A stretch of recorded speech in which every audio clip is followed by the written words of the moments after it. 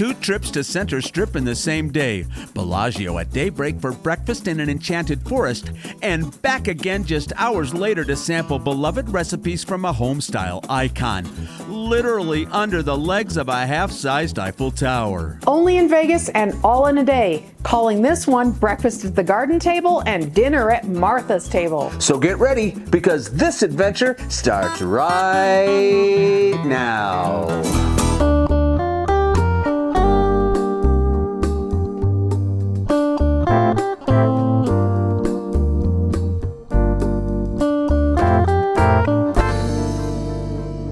Welcome to the morning after. Yesterday was 4th of July, and it is barely 6:30 a.m. on Wednesday morning as we hit the Strip. It's pretty quiet at this hour, almost nobody on the road except orange barrels and lane closure signs. Our destination today, Bellagio. The sun is just up and illuminates the face of Bellagio, the stunning Lake Como-inspired resort that has been awarded the AAA 5 Diamond Award more times than we can count. Our culinary adventure will begin here today, but you're going to want to stick around because it's going to end directly across the boulevard at Paris, Las Vegas. Now, check this out. When do you ever see the sidewalk out front of Lake Bellagio this deserted? We've always thought the best place to appreciate the architecture and skyline of the Paris is from alongside Bellagio's lake. You need a little distance to really take everything in. Paris Las Vegas opened the year after Bellagio in 1999, and of course what you're looking at are faithful reproductions of Paris landmarks. The Montgolfier Balloon, Arc de Triomphe, the Paris Opera House, and of course, the half-scale Eiffel Tower. But that's for later on. Right now, our breakfast reservation awaits. Here I am, back at one of my favorite places on the whole Strip. I parked here at Bellagio and I'm heading into the conservatory. This is, of course, the summer display. You might have seen it on our channel last month. It's called Majesty, the Grandeur of Nature. Check that out if you haven't seen it. But we are not here for the gardens today. We are here, or I'm here, for breakfast. Got an amazing invitation from some fans and new friends from over in Hawaii. Kimry and Michael invited us to breakfast at the garden table. Well, you know Dale, he doesn't do 7 a.m., but I do. So I had breakfast with this lovely couple this morning at 7 o'clock. The coolest thing, I got there at 6:30 because you know me, I always want to peek behind the scenes at things, and sure enough, there were 3 ladies hard at work inside the garden table enclosure, getting it all swept out and ready. I'm sure overnight things dropped from all the greenery above, so they had to get it pristine and perfect for us to come and enjoy breakfast. Just FYI, there are 4 seatings per day. The first one is at 7, then 9, 11, and 1, and they serve brunch provided by Sadelle's. You know how much I love Sadelle's. So let's see what we have for breakfast. Ladies and gentlemen, let's take a moment to appreciate this stunning table set with our first course. No sooner were we seated than we were surrounded by a wait staff that was pouring us Prosecco so that we could have a toast, and then putting the beautiful tier of our first course out, along with some bagels and even some caviar. You guys, this is only the first course. We haven't even ordered anything yet. So let's take it from the top. On the top is a tomato, cucumber, and salmon dish. That salmon is marinated overnight and sliced paper thin. It is one of Sadelle's signature dishes.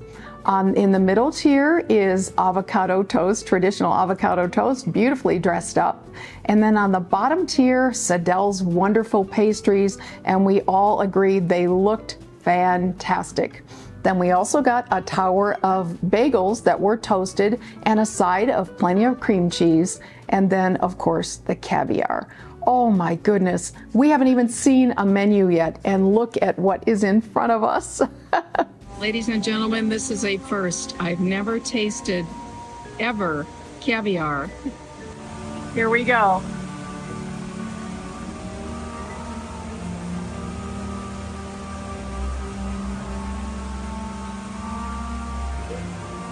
I taste the lemon. It's a little salty.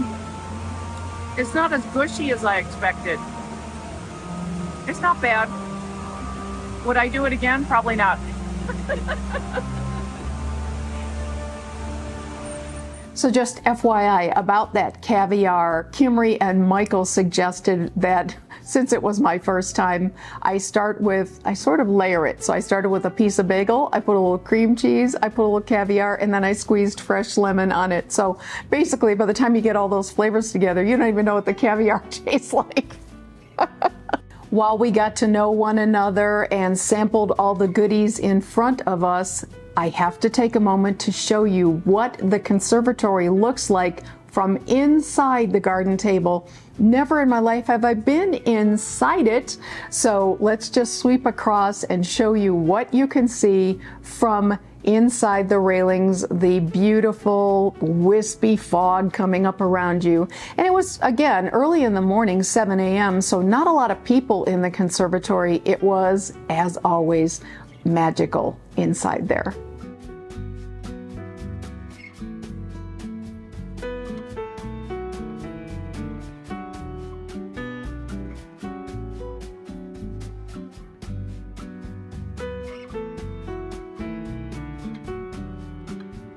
So eventually we did look at the menu that our wonderful waiter Raul provided to us, and there are 4 main course selections that you have for breakfast. The 3 of us actually ordered 3 of them. The only one that we didn't get was their salmon Benedict, and I think it's because we'd already had salmon. So what I did was the Vegas omelet, which was like a frittata. It was an open face omelet. Michael got the French toast with fresh berries, and Kimry got steak and eggs. And normally we get toast or bagel with that, but since we already had bagels at the table, we all got a cup of fresh fruit instead, which worked out great for cleansing the palate and so on. I'll tell you what, delicious food, and the presentation was incredible. I love being in the conservatory at Bellagio. You just never know what sweet moment you might be witness to, and this morning was one of those. 8:01 this morning, here was a freshly married, happy couple standing in front of the beautiful hands of Mother Nature, and their photographer was taking their picture, and they were smooching. It was adorable. Meanwhile, speaking of sweet, we were not yet done with our brunch. There was one more course to go, and it was dessert. First up was Sadelle's famous strawberry cake, which I looked on the web. It's an 18-layer cake that I guess is even famous from back in their home New York City restaurant. And it came with a side of strawberries and syrup and also whipped cream. And if that's not enough, we also had cheesecake topped with raspberries. You guys, it's like 8:30 in the morning. Talk about decadence, but oh my gosh, these were just fantastic. One more thing before we walk away from the garden table, and that is, what does this wonderful experience cost? It is $125 per person for the Sadelle's brunch at the garden table. And let me tell you, it is totally worth it. All 3 of us felt the same way. It was the experience, the service, the ambiance, the food, the flavors, everything was so fantastic. I would absolutely, in a heartbeat, do it again, and I would recommend it to anybody that wants to really pamper yourself and have an unforgettable Vegas experience. Check out the garden table. Look familiar? Yep, it's the same spot on the Strip, northbound again, exactly 10 hours later. It's now 4:30 p.m. We just read that about 334,000 visitors were expected here in Las Vegas for the July 4th holiday, and a whole lot of them are right out here in front of the Paris. A convenient side street just past the hotel takes us right to the self-parking garage. And good news, we recently learned that locals can now park at Caesars properties for 3 hours free, just like MGM. Now, what have we here? It's the famed World Series of Poker happening at Paris and Horseshoe until July 18th. This year's event has the biggest capacity in history. 608 tables spread over 200,000 square feet of convention space. And I gotta admit, my friends, it was really exciting to see this in person. We also popped into the World Series of Poker gift shop where all kinds of branded merchandise was for sale.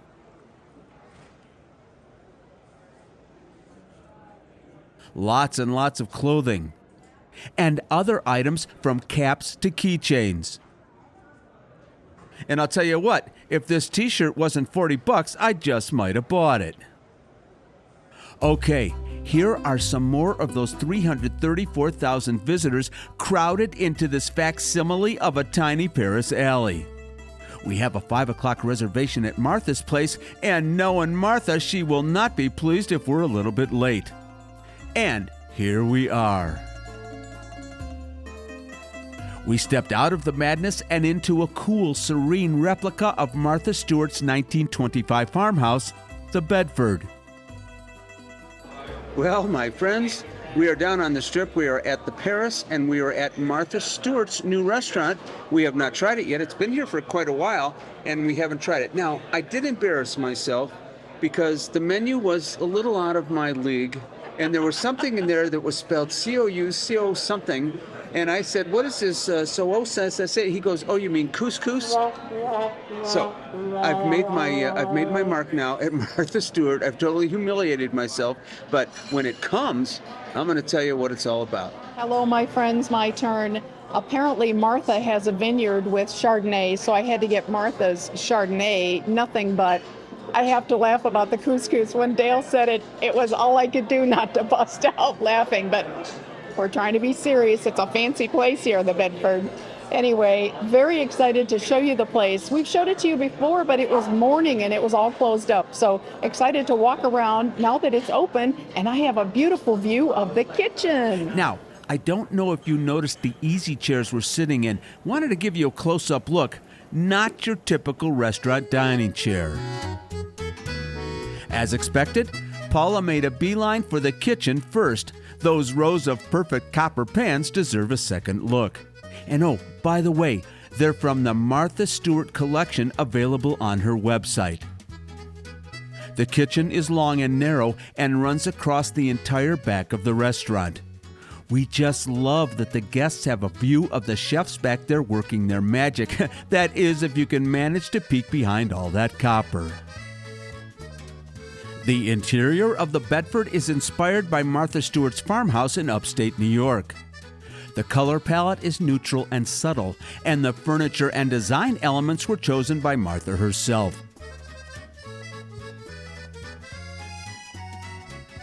From the art pieces on the walls, the crystal and china in the cabinets, they are all similar to those in her very own home. And this lovely side room features huge windows with views of the actual paddocks and the alley of trees on her farm back east. The restaurant opened here at Paris last August, the first ever for this entrepreneur, author, publisher, and TV personality. For decades, Martha Stewart has been the go-to for all things home and hospitality. For months now, we have seen promos like these out front of the restaurant and even on the marquee out front of Paris itself. And we are long overdue to try the Bedford. The menu at the Bedford reflects Martha Stewart's love of French cooking and includes many recipes that she serves her own guests at home. One option we considered is the 4-course fixed-priced meal featuring her most notable dishes. All right, my friends, my couscous arrived. Obviously, I didn't know what it was, but this is amazing. It's a lamb shank. It's almost like a lamb chop, to be honest with you. I have a chicken thigh and a lamb meatball as well, along with the couscous and vegetables. I'm going to try the lamb right now. I don't think I've ever told this to people, and we don't talk about it a lot because it's hard to find. I absolutely love lamb, and so did my father. Just absolutely love it, and I'm going to give it a shot. Oh,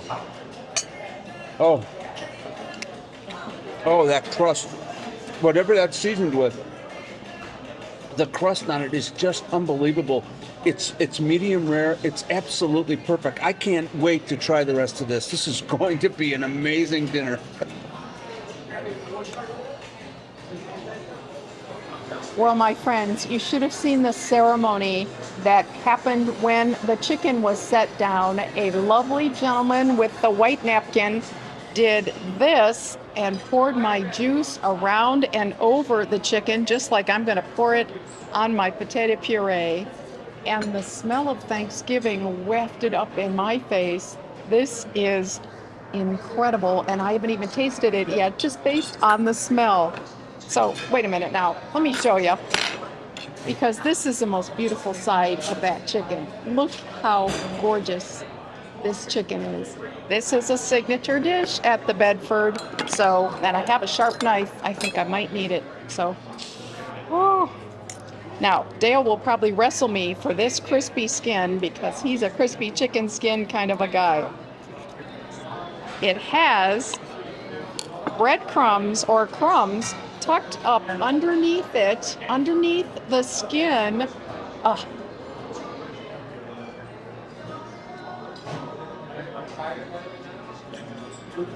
Probably the best chicken I ever ate. Rosemary, herbs, garlic. I'm going to have to look up what the herbs are. Oh my gosh, it's heaven.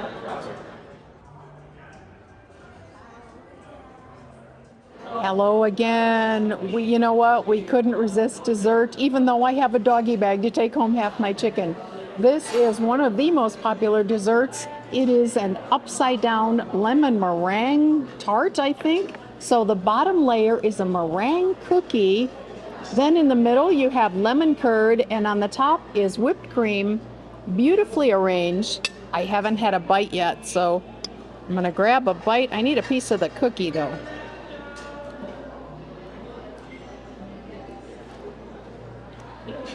Light as air, lemon curd, just the right amount of tartness. Oh my gosh, that's good. That is, well, it's meringue. It is light as air. That is really, really, really good. Oh, great. All right, we are outside of Martha Stewart's right now. Just finished a fantastic dinner. I'm telling you, the food was terrific. That meringue cookie at the end, oh, absolutely fantastic. Now, let me talk about the couscous for just a second. I love the lamb shank. I definitely love the chicken thigh. The lamb meatball, I don't know, it was a little bit spicy, but overall the whole entire thing was great. Paula said her chicken was fantastic. Our waiter was amazing, and I'll tell you what, we met a couple of friends just like you guys that watch our channel that were in here eating. Big 2 thumbs up on Martha Stewart's. If you're in the Paris or if you're anywhere near it on this trip, I would highly recommend it. It's a little bit pricey, but the food is absolutely worth it. And we'll end our adventure the same way we started it, but in reverse. This morning, the sun was rising behind the Horseshoe and the Paris. And this evening, it's just about to set behind the Bellagio as the fountain stands to appropriately God Bless the USA. Even though it was 108 degrees out on the Strip, we still had to hang around for a few minutes just to capture some of the energy that is Las Vegas Boulevard on a summer evening. Friends, that was one magical day, although I have to say, also exhausting. It was really hot. I was asleep when she left, as you saw in the video, and she went down there and did this amazing footage on the garden table there at the Bellagio Conservatory. My goodness, what a beautiful place. I have to give a big shout out to Kimry and Michael for treating me to such an extravagant thing. And one more thing I want to say, as we were wrapping things up, it was almost 8:45 and there was another party coming at 9. A gentleman in a suit who I'm thinking was the manager came out and handed every one of us one of these lovely stone coasters from Sadelle's as a keepsake, which is really sweet. Plus, they offered you a room in the other in the restaurant, Yeah, right? they said, we don't want to rush you. If you want to continue talking, come in and sit at a table inside Sadelle's, which was lovely. All right, and then we headed back down to the Strip to go and see Martha Stewart's place. Yeah, the Bedford. What a lovely experience. Our server was Edgar. Big shout out. He was fantastic. In fact, everybody in there was just, it was a top-notch, white napkin kind of experience. And what did you think of those chairs? Yeah, the chairs were amazing, but honestly, that waiter, he kept his composure when I was trying to pronounce whatever that thing was. And I call it a cussy, I don't know what I called it, but it was awful. I was just still, to this minute, I'm still embarrassed by that. But he was a sweetheart, and he really took very good care of us. Because I really think that you folks think that I'm a man about town, worldly, world traveler, and that I know just about everything about the ins and outs of the comings and goings of the inn people, right? Definitely, and you're up on all the culinary stuff as well, because that's just how you roll. But the food was terrific, and I think that if I wanted to, they'd let me back in the door. With your wallet. Certainly. That's right. Hey, one more thing I want to mention. We showed this in the video. You get this little card with your bill, and it's a little QR code that you can pretty much buy anything that's in the restaurant, not just the copper pots, but the crystal and the artwork and whatever. So you want to take the Bedford home with you, you can. And can I just say that I did put this in the video, and I tried it, and it works on my phone. Yeah, it absolutely does. It actually does. All right, if you're not subscribed, please subscribe. Don't forget to hit that notification button. Anything else you want to tell these nice people, Miss Paula? We're going to see you twice next week. We got a Paula's Las Vegas Kitchen on Wednesday, and of course we'll be back at you Sunday, and we have a fun thing for Sunday planned. We will see you then. Hope you had a good time. We'll see you next time. Bye-bye, everybody.